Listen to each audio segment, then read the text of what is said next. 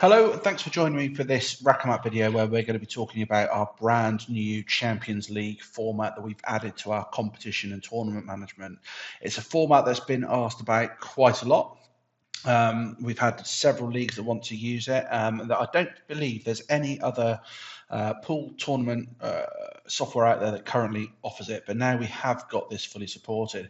So for those of you that don't know how the format is basically configured, the idea is that you assign your entries into pots, and these are usually based upon ability. So your top players would probably play into Group A, then the next level down Group B, Group C, Group D, or should I say Pot A, B, C, and D. So what you have is you have players of equal abilities, and then each player in the competition then gets drawn about against X numbers for each pot, including their own. So let's say you've got 4 pots and you have 2 entries per pot. That means each player will play 8 matches against players of all varying different standards, and that does include a pot of their own. And what we've also done, which will also be coming to our round robin formats, is auto progression for those final positions into a single or double elimination knockout, and that does include seeding options, so either randomly drawn or you can seed it based upon their finished position. So let's get stuck in and let's see it in action. Okay, so I've got a competition I've already set up. I've got 32 entries in this competition, as you can see if I scroll down the right-hand side there. And it looks like any other standard round that you would set up in RackEmApp. So although we're not drawing each round, we're going to pick Champions League beta for the round type, and that's going to open up some more options. We give some data information which we are going to ignore, and we give it the match setup, of course, like we do with any other competition. So, we're going to go one set of 5, basically. I can also choose to play all frames because it's kind of based on a group or a round robin. If you are doing things like points per frame, which you would configure in your league table profile that gets assigned here, you can set more up using that link. Then you might want to encourage all frames of that match to be played when they're using their scoreboard. And optionally, you can set a match time there. But specifically, we're looking at the Champions League setup here, and it's got this option here to allow you to create the pots. So based upon the fact I've got 32 entries, I'm going to create myself 4 pots, and this is quite similar to the standard Champions League setup that you have there.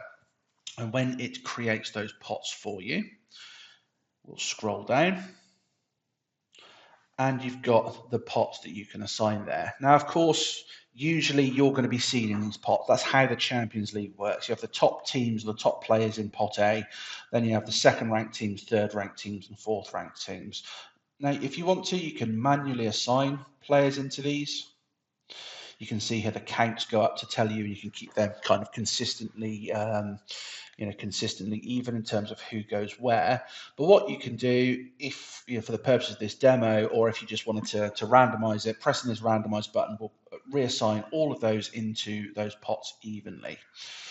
Because I already had them in there, I need to just reassign that. And if you wanted to remove them from the pot, you use the X button there.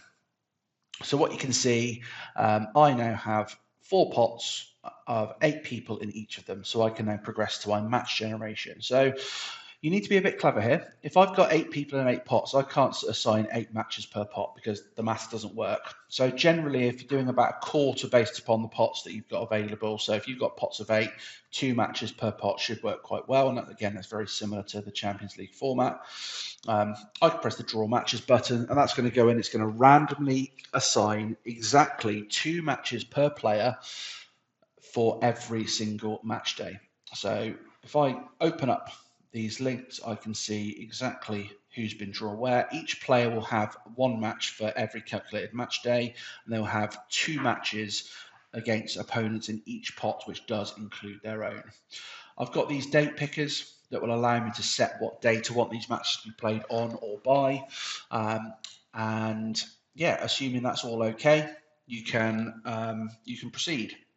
Now, you can also press this draw matches button again for whatever reason. I mean, if your numbers don't stack up properly, you will see an uneven number of matches in this list here. You always need to check that it calculates the number of matches that you expect to have. And if it doesn't, you need to adjust your numbers down, because it means that it's not possible for you to create even draws across all of the match weeks with all the rules that the Champions League format does support. And much like our other competition draws, we do track when the draw matches button is done, and also when the randomize schedule of assignments happens as well, just to ensure that everything's very, very transparent, in case people try and do dodgy things.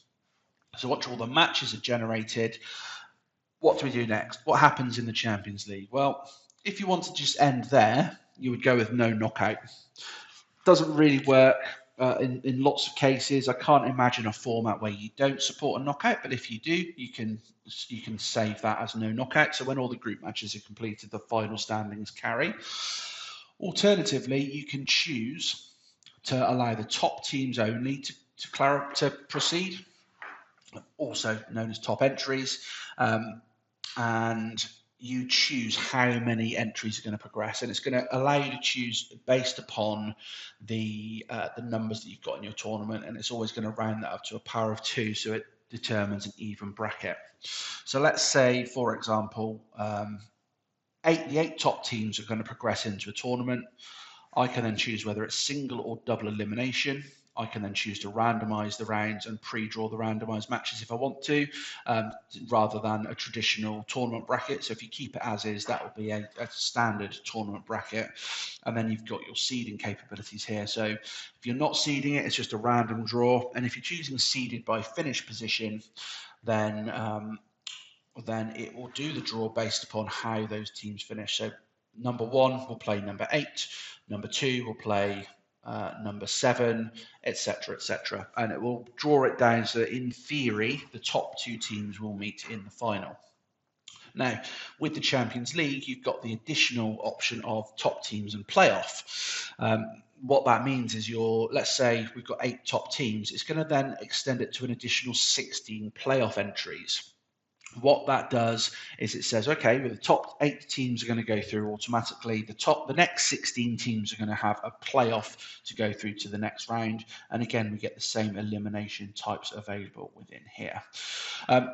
Again, there's an additional seeding option here, which is randomized by block. And what that will do, rather than doing it by finish position, is it will group all the top teams together. It will group the top half of the playoff teams and the bottom half of the playoff teams so that they are randomized in the groups. Now, what you'll find is in this format, it will create obviously buys for the top teams because they don't play in the first round, and we're going to see that in action here. So when I've got my knockout set up, all configured, I press the save button. Okay,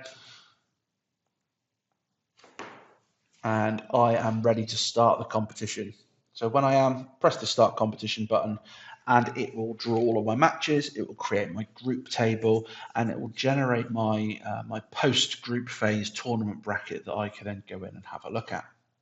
So it tells me who's in each pot at the top, just for reference purposes. I've got my league standings. You can see here I've got my top 8 entries above the green line, and then I've got my playoff positions in the next 2 sections within that there. And anybody below that would, of course, be eliminated. All of my matches are all in here for the first round. I can see all of them. This is all standard RackEmApp stuff. I'm not going to be going into the details of this.